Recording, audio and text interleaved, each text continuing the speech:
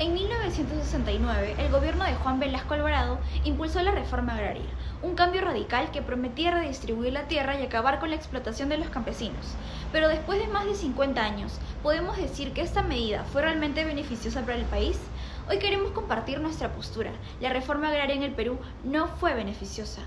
Aunque tenía buenas intenciones, falló en su ejecución y generó una serie de problemas que afectaron el país política, económica y socialmente. En este video veremos cómo en lugar de cumplir con sus objetivos, la reforma agraria terminó perjudicando más que ayudando.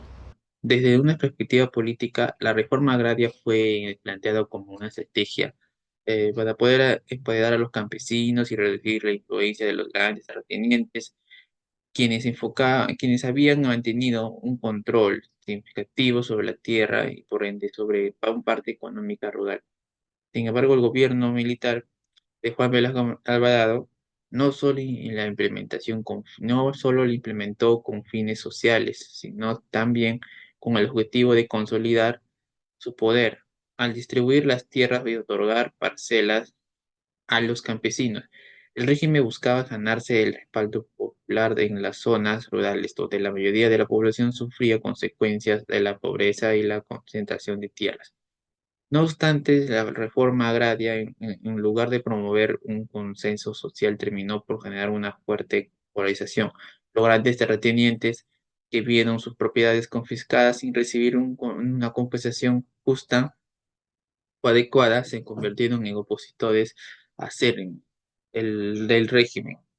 Eso desencadenó un conflicto continuo entre el gobierno y las élites económicas, quienes percibían la medida como un ataque directo a sus intereses y privilegios. En esta confrontación no solo debilitó las relaciones entre el Estado y las clases dominales, sino que también afectó la estabilidad de las instituciones políticas que ya enfrentaban desafíos bajo el gobierno autoritario de Velasco.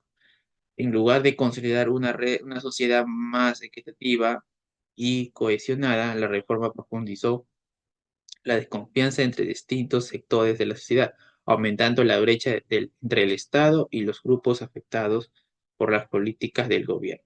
La reforma agraria impulsada por Pamela Alvarado no garantizó un desarrollo para los agricultores, porque perjudicó económicamente al campo en su conjunto, también extendió la pobreza rural. La productividad agrícola cayó drásticamente, es un hecho, y el impacto económico de la reforma fue devastador para el campo cubano.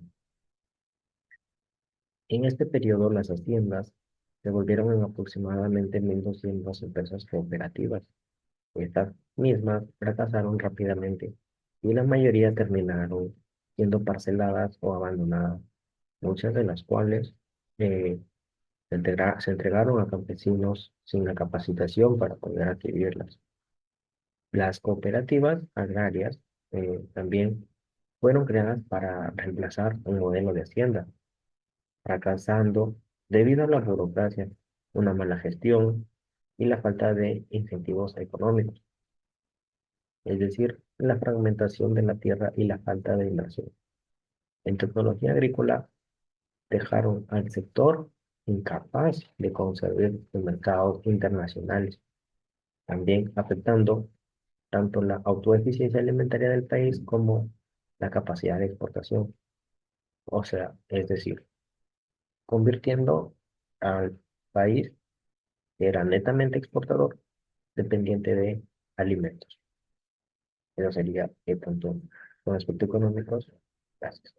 Desde el punto de vista social, la reforma agraria tenía como objetivo mejorar la vida de los campesinos, de muchos de estos, ¿no?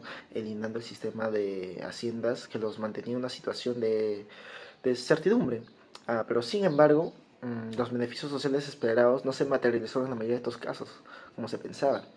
Si bien es cierto que la reforma acabó con la figura del terrateniente, no logró mejorar significativamente la calidad de vida de los campesinos.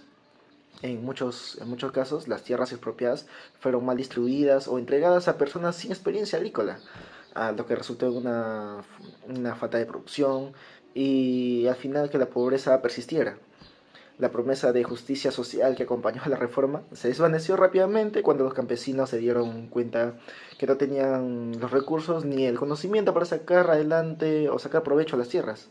Además, la creación de cooperativas, que teóricamente debía fortalecer la organización social de los campesinos, terminó siendo un fracaso debido a la mala gestión y a la falta de liderazgo prácticamente.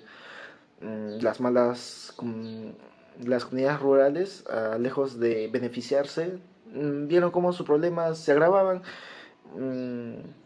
con una falta de acceso al mercado, a los servicios básicos y oportunidades económicas, ¿no?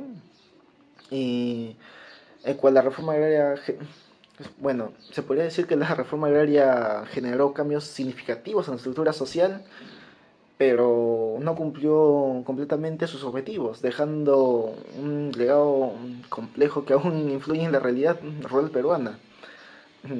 Solo se puede decir que la reforma agraria prometió justicia social, pero dejó a miles de campesinos atrapados en la pobreza. En conclusión, la reforma agraria en el Perú, aunque tenía buenas intenciones, no fue beneficiosa para el país. Políticamente dividió el país y fue utilizada como una herramienta de control por un régimen autoritario. Económicamente destruyó la productividad agrícola y dejó al campo peruano en una crisis que tardó décadas en superarse. Y socialmente, aunque prometió justicia para los campesinos, la falta de planificación y apoyo los dejó en una situación de pobreza y abandono.